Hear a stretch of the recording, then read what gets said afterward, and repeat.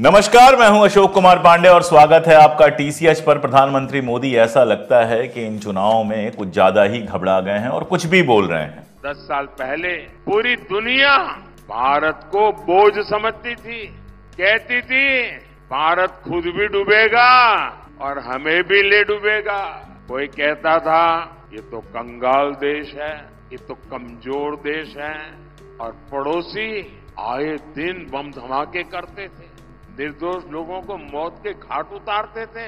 दुनिया की बड़ी बड़ी कंपनियां भारत में आने का नाम तक नहीं लेती थी। और आज क्या स्थिति है? आज दुनिया में भारत का डंका बज रहा है कि नहीं बज रहा है? भारत का डंका बज रहा है कि नहीं बज रहा है? मतलब ये बयान देना कि 2014 के पहले शर्म आती थी या 2014 के पहले बोझ लगता था भारत का होना, भारत के होने के चलते हमें शर्म आती थी, दुनिया में कोई भी हमें कुछ भी कह के निकल जाता था, ये बात केवल वही कह सकता है जो या तो भारत के बारे में कुछ जानता नहीं है और या फिर उसको भारत से मोहब्बत नहीं है। 1947 तो छोड़ दीजिए, आजादी के पहले भी जो आजादी के दीवाने थे, जो आजादी के लिए लड़ रहे थे, जो अंग्रेजों के खिलाफ लड़ रहे थे, वो सारे जहां से अच्छा हिंदुस्तान हमारा कहते थे। वो उस जमाने के कवि, जब हम गुलाम थे, उस जमाने के कवि राष्ट्रभक्ति के गीत लिख रहे थे, भारत को माता कह रहे थे, मादरे वतन कह रहे थे। और अपनी मां को कोई बोझ कैसे समझ सकता है, ये सिर्फ मोदी बता सकते हैं। भारत माता कहा गया, मादरे वतन कहा गया। मादरे वतन, भारत माता मतलब समझते हैं, मां की जगह दी गई भारत को, देश को मां की जगह दी गई, मातृभूमि कहा गया। कोई मातृभूमि को बोझ कैसे समझ सकता है? वैसे इस समाज में ऐसे लोग होते हैं जो अपने मां बाप को बोझ समझते हैं। बहुत सारे किस्से कहानियां आपको भी पता होगी, हमें भी पता है, लेकिन ऐसे लोगों को समाज क्या कहता है ये भी आप और हम जानते हैं।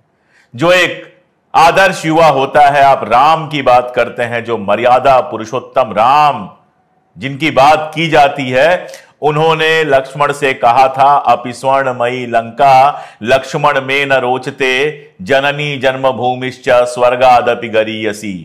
सोने की होने के बावजूद लंका मुझे अच्छी नहीं लगती है, क्योंकि जननी जन्मभूमिश्च स्वर्गादपि गरीयसी, मां और मातृभूमि स्वर्ग से भी ज्यादा ऊंचे होते हैं। ऐसी मातृभूमि और ऐसी मां को कोई कैसे कह सकता था कि ये बोझ है, ये देश के ऊपर परेशानी है? और 47 के बाद का इतिहास देख लें। आप 2014 में आए, लेकिन देश 2014 में आजाद नहीं हुआ। आप जिस कुर्सी पे बैठे उसके पाए 2014 तक बहुत मजबूत किए जा चुके थे। और छोड़िए कांग्रेस की बात, छोड़ दीजिए, 2014 से पहले आपके वरिष्ठ नेता अटल बिहारी वाजपेयी एनडीए की गवर्नमेंट के मुखिया रहे। आप उन 5 सालों में भी देश को बोझ समझते थे, आप उन 5 सालों में भी देश का अपमान कर रहे हैं। आप तो अमेरिका हो के आए थे, बहुत पहले युवापन में ही अमेरिका हो आए थे। आपने अगर बोझ कहा हो तो कहा हो, वरना कोई भारतवासी अपने देश को कभी बोझ नहीं कह सकता। और